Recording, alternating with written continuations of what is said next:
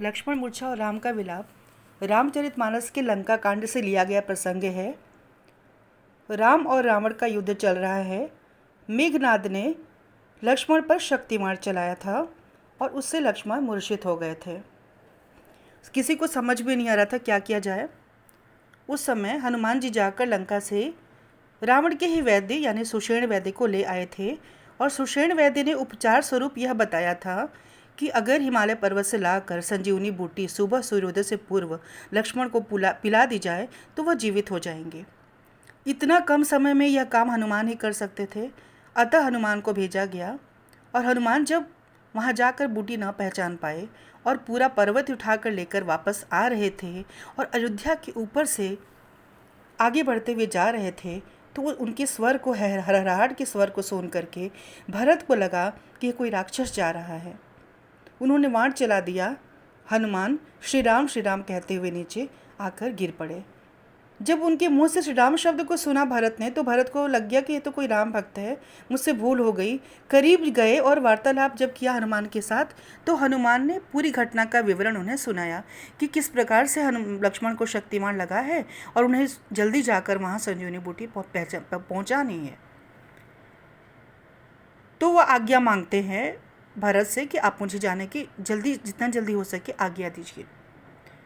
भरत ने उन्हें जाने की आज्ञा दे दी। प्रसंग वहीं से शुरू होता है।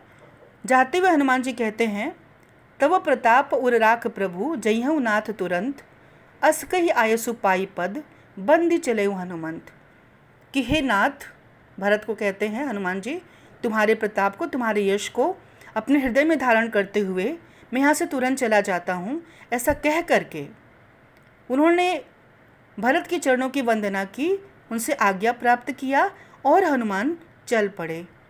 भरत बाहुबल सील गुण, भरत के बाहुबल उनकी शक्ति, उनके आचरण, सील मतलब आचरण, उनके गुण की और भगवान राम के प्रति उनकी प्रीति की, उनके प्रेम की, अपार स्नेह की मन ही मन में स्मृति करते हुए, स्मरण करते हुए मन मह जात सराहत पुनि पुनि पवन कुमार, बार बार पवन कुमार मन ही मन उसकी सराहना करते हुए जा रहे हैं।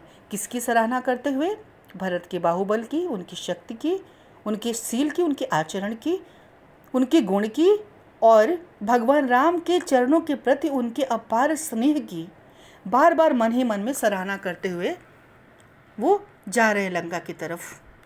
उसके बाद फिर तुलसीदास कहते हैं, वहाँ राम लक्ष्मण ही निहारी। और वहाँ लंका में क्या हाल है? वहाँ राम लक्ष्मण ही निहारी, बोले वचन मनुज अनुसारी। वहाँ मूर्छित लक्ष्मण को देख करके, उन्हें निहार करके भगवान राम जो है उन्होंने मनुष्य के अनुसार कुछ वचन कहे। तुलसीदास ने अपने रामचरितमानस में राम के ईश्वरीय रूप की प्रतिष्ठा करने की बजाय उनके मानवीय रूप पर ज़्यादा बल दिया है। तुलसी के राम देवता कम, मनुष्य ज़्यादा लगते हैं। इसीलिए तुलसीदास ने उन्हें साधारण और सामान्य मनुष्य की तरह आचरण करते हुए दिखाया है। और ये बात कही भी है तुलसीदास ने कि मनुष्य के अनुसार, जैसे एक मनुष्य अपने भाई को खोकर विवल हो जाता है या उसकी खोने की परिकल्पना से विवल हो जाता है, उसी तरह से राम भी अपने भाई लक्ष्मण को खोने की परिकल्पना से विवल हो रहे हैं और प्रलाप करने लग गए हैं। कहते हैं, अर्ध रात गई कपि नहीं आयो, कि आधी रात बीत गई, अभी तक हनुमान नहीं आए। राम उठाई अनुज उरलायो, और राम ने अपने अनुज, अपने छोटे भाई लक्ष्मण को उठाकर अपने हृदय से लगा लिया। विवल हो रहे हैं वो। समय बीतता चला जा रहा है, हनुमान नहीं आ रहे हैं, नहीं आए तो क्या होगा, मैं अपने भाई को खो दूंगा, यह सोच सोच करके राम विचलित हो रहे हैं। और फिर उसके बाद मूर्छित लक्ष्मण को, उसी विह्वलता में मूर्छित लक्ष्मण को संबोधित करते हुए वह कह रहे हैं, सकहु न दुखित देखि मोहि काहू, कि हे लक्ष्मण, तुम तो मुझे कभी दुखी देख ही नहीं सकते थे। बंधु सदा तो मृदुल स्वभाव, मेरे प्रति तुम इतने संवेदनशील थे, मेरे प्रति तुम्हारा व्यवहार इतना कोमल था।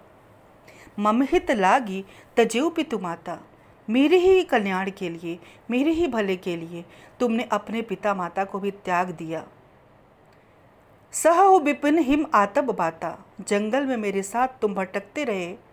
तुमने जंगल में विचरण करते हुए बर्फ़ को, धूप को, हवा को, शीत को, तूफान को, आंधी को, सबको बर्दाश्त किया।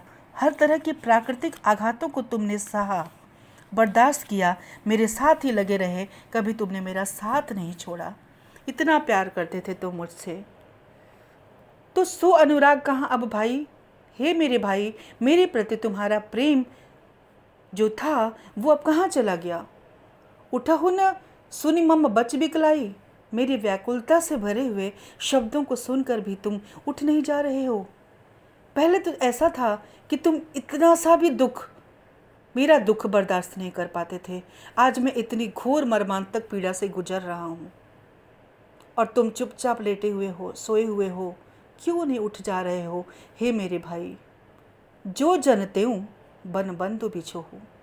प्रलाप करते हुए राम कहते हैं, अगर मैं जानता कि वन की यात्रा करने से मैं अपने प्रिय भाई को खो दूँगा, अपने मित्र जैसे भाई को खो दूँगा, तो मैं पिता की बात को भी नहीं मानता, मैं वन जाने के लिए तैयार नहीं होता। उसके बाद राम कहते हैं, सुतबित नारी भवन परिवारा, आहि जाहि जग बारहि बारा। पुत्र, वित्त संपत्ति, नारी स्त्री, भवन घर, परिवारा परिवार। पुत्र, संपत्ति, स्त्री, घर और परिवार, आहि जाहि जग बारहि बारा। ये जो चीज़ें आती और जाती रहती हैं, इन्हें खोकर दोबारा प्राप्त किया जा सकता है। अस बिचारी जिए जागहूँ ताता, मिलई न जगत सहोदर भ्राता। सब चीज़ मैं दोबारा पा सकता हूँ, लेकिन ऐसा सोच कर तुम उठ जाओ है मेरे भाई, जाग जाओ कि तुम्हारे जैसा सगा भाई मुझे संसार में दोबारा नहीं मिलेगा। इतना प्यार करने वाला, इतना स्नेह और श्रद्धा रखने वाला ऐसा भाई मुझे दोबारा इस संसार में नहीं मिलेगा। जथा पंख बिनु खग अति दीना।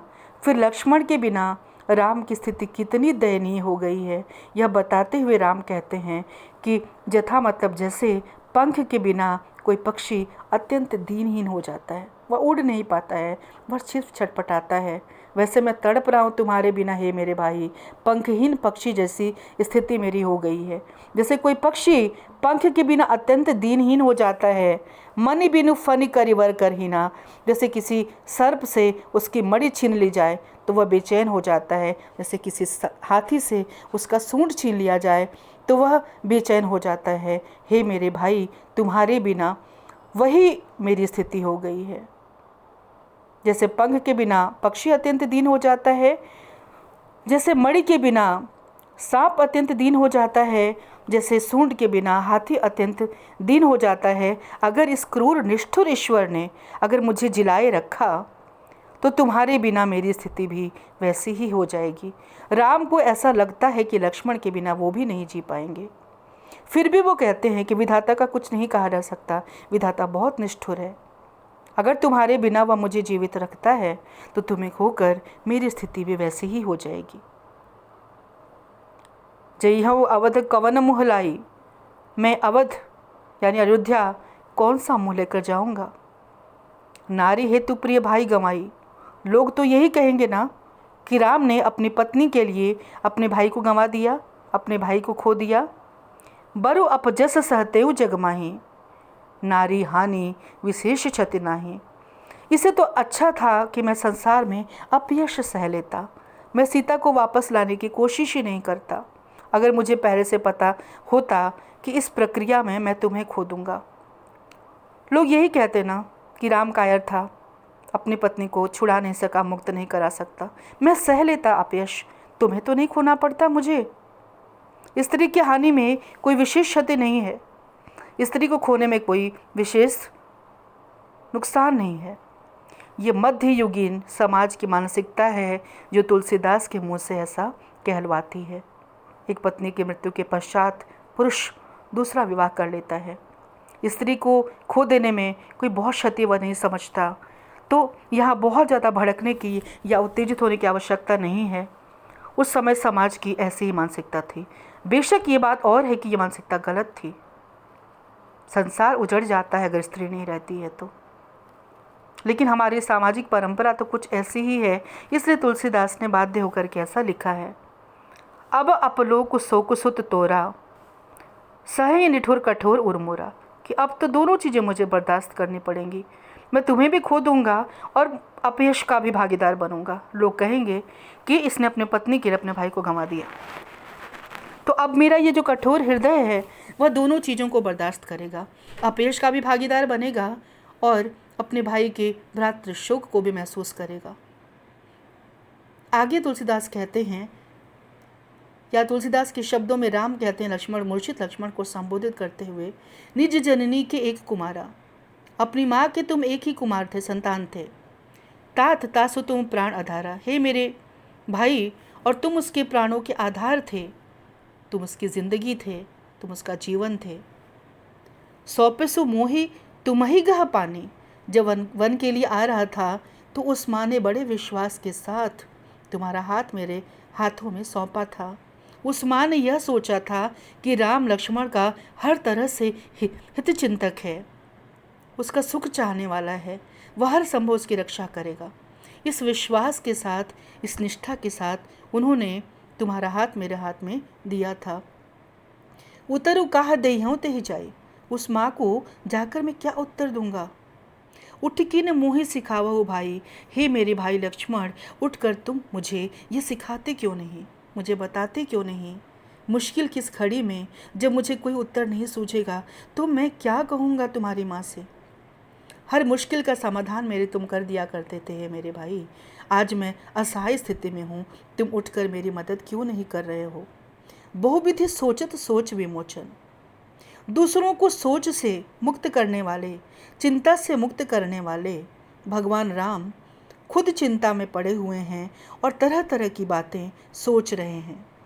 स्रवत सलिल राजीव दल लोचन, और कमल की पंखुड़ियों जैसी आँखों वाले भगवान श्री राम के नेत्रों से आंसुओं की धारा, जल की धारा प्रवाहित हो रही है। राम कथा शिव ने पार्वती को सुनाई थी, इसीलिए तुलसीदास यहाँ कहते हैं कि शिव पार्वती से कहते हैं कि हे उमा, एक अखंड रघुराई। देखो भगवान राम तो अखंड हैं, शाश्वत हैं, यहाँ पर प्रलाप कर रहे हैं, लीला कर रहे हैं। नरगति भगत कृपालु दिखाई, आज उन्होंने अपने भक्तों पर कृपा की है, इसीलिए वो नर लीला दिखा रहे हैं। ये जो इतना विवल रूप तुम राम का देख रही हो, जो रो रहे हैं, कलप रहे हैं, विवल हो रहे हैं, यह अपने भक्तों को वो लीला दिखा रहे हैं। अन्यथा भगवान राम तो अखंड हैं, शाश्वत हैं, सारी लीला की लीलाधार तो वही हैं। दूसरी तरफ क्या होता है, तुलसीदास कहते हैं सोरठे में, प्रभु प्रलाप सुनि कान, विकल भय बानर निकल। राम की इस प्रलाप को सुन करके जो बानरों की सेना थी, जो बंदर भालू का समूह था उनकी सेना में, वह भी व्याकुल हो गए, उनके कान व्याकुल हो गए। आई गयो हनुमान जी में करुणा मह वीर रस, उसी बीच में जब वो विह्वल हो गए हैं, राम प्रलाप कर रहे हैं, अचानक हनुमान का आगमन हो जाता है और तुलसीदास कहते हैं पूरा का पूरा परिवेश बदल जाता है। कुछ देर पहले जो लोग शोक से कातर हो रहे थे, अचानक उनके अंदर उत्साह और चेतना का संचार हो जाता है। हनुमान को देख करके सबकी आशा लौट आती है कि हनुमान जी संजीवनी बूटी लेकर आ गए हैं, अब लक्ष्मण को फिर से जीवित किया जा सकेगा और फिर से रावण के साथ हम युद्ध कर पाएंगे। इसीलिए तुलसीदास ने कहा है कि करुण रस में वीर रस का संचार हो गया हो, ऐसा प्रतीत हो रहा था। क्योंकि इसलिए कहा है कि थोड़ी देर पहले पूरा करुणा का माहौल था, राम रो रहे हैं, व्याकुल हैं, बंदर भालू भी व्याकुल हैं, वो भी रो रहे हैं राम के साथ में, और अचानक से हनुमान का आगमन हो जाता है, वो संजीवनी बूटी लेकर आ जाते हैं और सबकी आशाएं लौट आती हैं, सब उत्साहित हो जाते हैं, सबका जो विश्वास है वह लौट आता है कि अब युद्ध जीता जा सकेगा, सीता को हम वापस ला पाएंगे, लक्ष्मण फिर से जीवित हो जाएंगे। ये तो इस तरफ की स्थिति थी जहाँ राम थे और लक्ष्मण मूर्छित पड़े हुए थे और हनुमान का आगमन हो गया था। दूसरी तरफ फिर ये कहते हैं तुलसीदास कि हर्षि राम में भेटेऊ हनुमाना, अति कृतज्ञ प्रभु परम सुजाना, कि हर्षित होकर के राम ने हनुमान को भेंटा, उनको गले लगाया, उनके प्रति अत्यंत कृतज्ञता ज्ञापित की और उन्हें गले से लगा लिया। तुरंत वैद्य तब कीन्ही उपाई, दूसरी तरफ सुषेण वैद्य ने तुरंत सब उपाय किया। उठी बैठे लक्ष्मण हर्षाई, हर्षित होकर के लक्ष्मण उठ करके बैठ गए। जी उठे वे, उनकी मूर्छा टूट गई। हृदय लाई प्रभु भेटे भ्राता, और दिल से लगाकर, हृदय से लगा करके प्रभु श्री राम ने अपने भाई को भेंटा, उन्हें गले लगाया। हर्षे सकल भालू कपि भ्राता, और वहाँ जो भी बंदर भालू का समूह था, जो राम की सेना थी, वो भी हर्षित हो गई, सब प्रफुल्लित हो गए, पुलकित हो गए।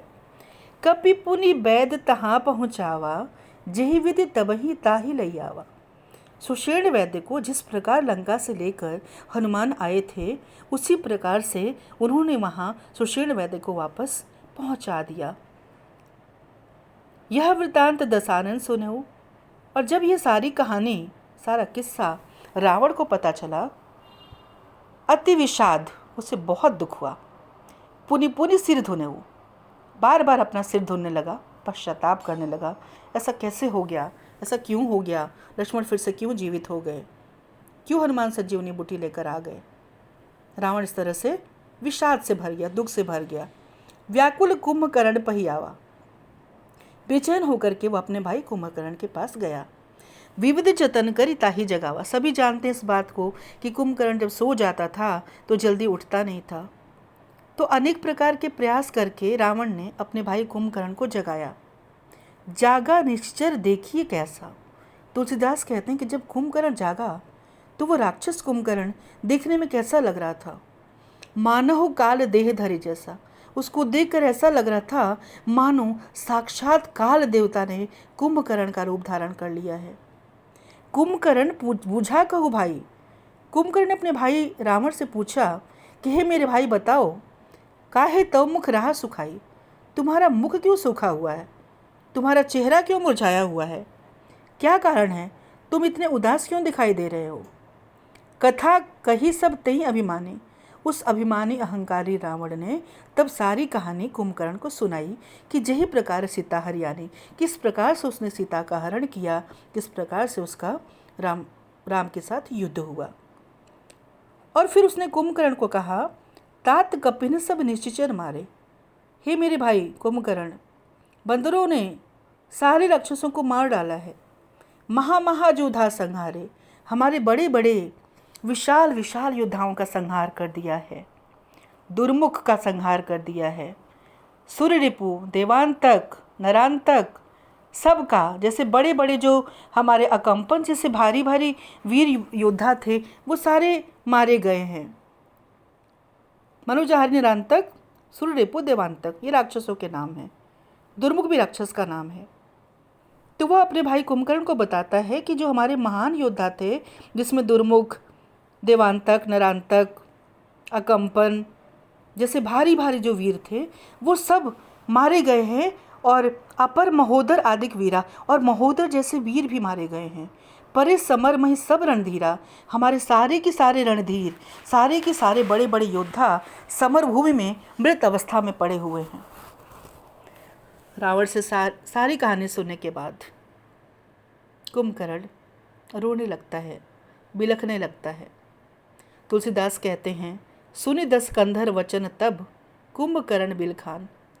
10 कंधर यानी रावण के वचनों को सुन करके कुंभकर्ण बिलखने लगा, रोने लगा, और वो अपने भाई रावण से कहने लगा, हे मेरे दुष्ट भाई, जगत जननी सीता का अपहरण करके लाए हो और अब अपना कल्याण चाहते हो। जगदम्बा हरि आने अब सठ चाहत कल्याण। जगत जननी सीता, जगमाता जगदम्बे सीता का हरण करके लाए हो, शक्ति के प्रतीक है सीता, अपना विनाश तो तुमने खुद मोल लिया, और अब इतना भयानक कर्मकांड करने के बाद तुम चाह रहे हो कि तुम्हारा कल्याण हो जाए, तुम्हारा भला हो जाए। ये तो संभव ही नहीं है। ये तुमने ऐसा गुनाह कर दिया है मेरे भाई कि अब तुम्हारा विनाश होने से कोई रोक ही नहीं सकता। अपने लिए तुमने खुद मुसीबत मोल ले ली है। अब कोई कुछ नहीं कर सकता। अपने विनाश के लिए तुम स्वयं उत्तरदायी हो।